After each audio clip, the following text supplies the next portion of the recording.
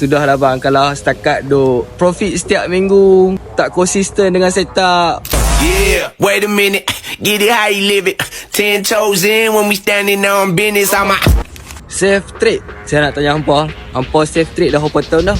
Konsisten tak lagi? Duk collect profit. Berapa dah hampa duk collect?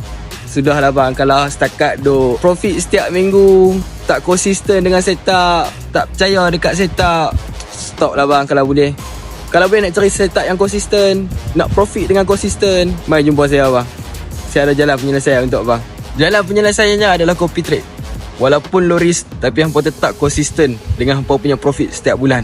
Macam untuk bulan 1, kami dah gain 66.21%. Untuk account 1000 USD, kalau untuk bulan 1 punya, dia akan dapat 661 USD, dia akan dapat profit. Dan untuk account 500 USD pula, dia akan dapat 331 USD.